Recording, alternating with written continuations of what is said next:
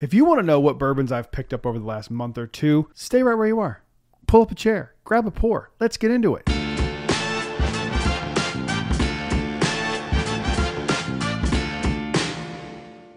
Hello everyone, welcome back to Brad's Bourbon Reviews. I'm Brad, and today I decided it's time to do a little bourbon haul update. I'll be honest with you, I should have gone and looked to make sure I'm not overlapping anything. I don't think I am. But today I'm going to go over all the bottles I've gotten over the last month or so, leading us into June. So let's go ahead and get into it. These are in no particular order. Let's go ahead and grab number one. First up here is the Redwood Empire Screaming Titan. If you watched my review on this, you know how highly I think of this bottle. I think it is one of the best bottles of the year that I've had personally so far. So if you see it, I would highly recommend you grab it.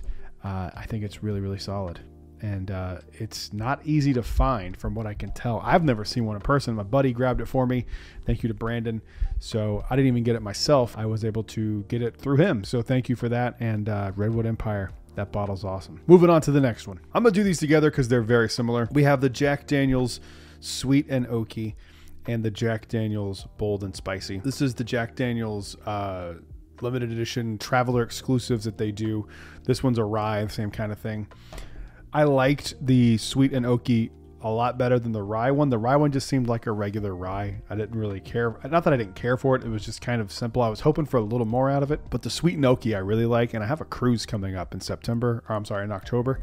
And I'm gonna have to get a few more of these because these were great. And they weren't that expensive. I think they were like $40. Can't beat it. Moving on. I got the Big Boy Weller Special Reserve. I didn't really know they made these in 175s. I got two of these actually this past month. So I'm doing pretty good with my Weller. This thing is huge. You could drink out for this for quite some time.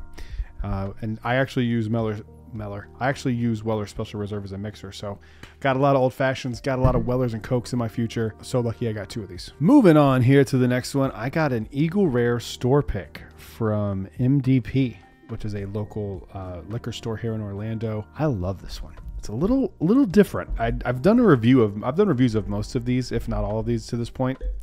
But I remember this one being a little off profile from what I would expect from an Eagle Rare, which is the fun in barrel picks because sometimes, you know, they exceed your expectations. Sometimes they don't. I would recommend picking a store that you like and that you're like friendly with and kind of see if your palate matches their palate, because that's really what it comes down to. That, or if the barrels that they were given to choose from were good or not. I had a stag pick recently that I tried at Polite Pig that was absolutely terrible.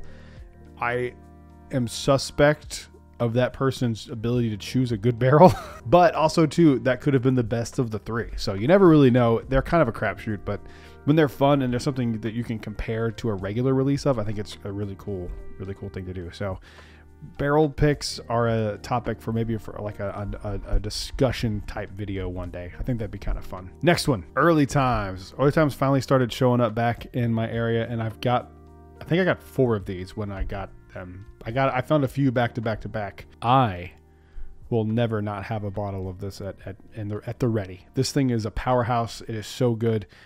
It's like $17 for a liter, and it's incredible. Truly.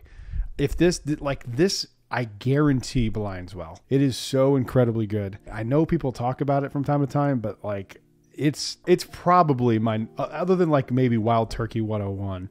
It is like one of my favorite daily, easy, readily available, shelf-stable, non-allocated sippers. Like if this was available the way that like Jack Daniel's is, I wouldn't even reach for anything else. Like for that type of drinking experience, this is the goat to me. Moving on to the next one here. Speaking of the devil, Wild Turkey 101. You have to have a bottle of Wild Turkey 101 on the shelf. If you don't, do you even like bourbon?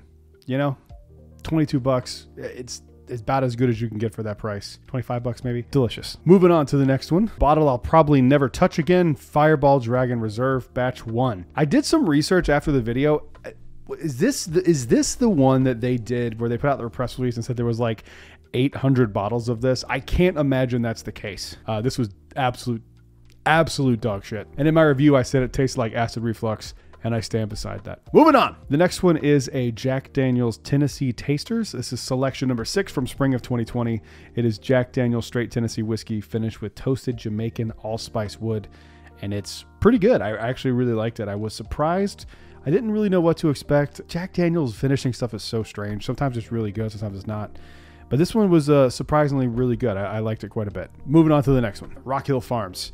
Big fan of the old Rock Hill Farms, so I was able to get a few of these this month, actually. Yeah, I'm sitting pretty on the Rock Hill Farms right now. This one I'm excited about. This is a Jack Daniel's bottled in bond single barrel. I got this through Robert Fernandez. He got it through an auction. It's from 2019. I'm sure it's probably nothing crazy, but I don't know if you can tell, the label's like silver. I just really wanted it. I didn't know this existed, and he showed me it, and I was like, I definitely want that.